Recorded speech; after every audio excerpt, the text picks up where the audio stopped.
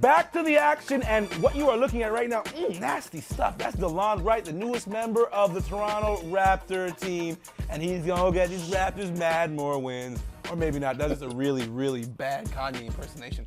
Guys, let's talk about it.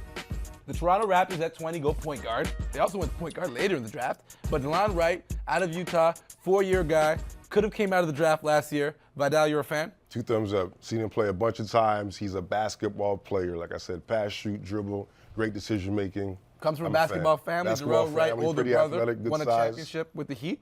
Yeah. Are you guys feeling this pick, Will? I'm feeling him. You're usually critical, so I'm leaning on you here. I actually like who they got in the second round. Okay, Norman Powell. I like Norman Powell because he's a guy But who you're can completely score. jacking up He my can show. No, but I'm Have talking order. about I want to talk about Delon Wright first, Norman Powell second. Delon Wright is a solid pickup for them. He's a solid backup point guard that I thought they could have gotten in free agency. Corey Joseph, a Canadian, could have come here for cheap. I don't know. It's something you can look at because the Toronto Raptors do want a Canadian on this team. Absolutely. Delon Wright, as a almost 23-year-old rookie, yes, he's going to have to show and prove right away that he can play the NBA game. So. What the Toronto Raptors want this year is to defend better. And one position where they were, to be brutally honest, were in trouble this year was at point guard. Kyle Lowry. In trouble, brutally honest? Abysmal. Say abysmal, okay, man. they suck on defense, okay? Especially let's be brutally honest. They weren't that good. Point guard. You saw them get carved up by, the likes of Steph Curry, Chris Paul. Those are just the first 2 names that come to my mind. It was difficult guarding that position this year.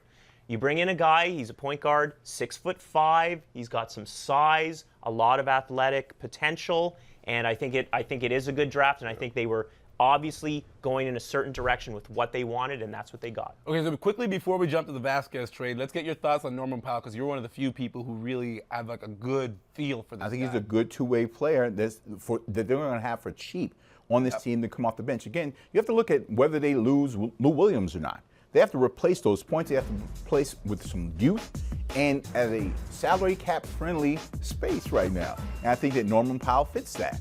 He's But how many rookies are they going to have on the roster? That's the scary part. You have the 2 draft picks. got Bobo Bruno, basically Lucas. still a rookie. I mean, how many spots do you take up with inexperienced players? Well, they're trying to put the D-League team out here soon enough. They're going to have enough players to field the D-League team too. Okay, all right, so now let's move on to Greivis Vasquez, who, let's talk about it.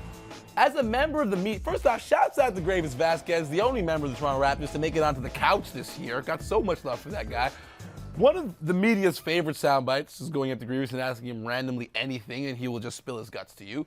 But he also spilled his guts to media earlier this week, saying he was going to get traded to either, was it Dallas or Minnesota? Yeah. He ends up getting dealt to Milwaukee. Your thoughts on this deal, first off, from the Raptor insider perspective? We start with Dan Gladman. Well, I mean, for the same reasons as you, sad to see him go. Great to talk to, great soundbite, a really cool guy around the team. Now, his season, he was disappointing this year. Yes. He was very inconsistent. His shooting percentage was low. His assists were down. He just wasn't at that level as the first season we came with the trade. But he hit the bound in the playoffs. He hit the biggest clutch shot of the year for the team in Game 1. And over-celebrated. Into overtime. Over-celebrated. And, maybe wore out his welcome. I don't know. But it looks like a good trade for the Raptors going in the direction that they wanted to go. No more. I'm thinking about with the Pan Am Games coming here and how vital he was to bringing people to the Pan Am Games and how people thought, hey, the Raptors, the Pan Am Games, basketball here. He was a big part of that. And I think they're going to miss that. I'm sure he's going to be up here playing, but it's not going to be the same. So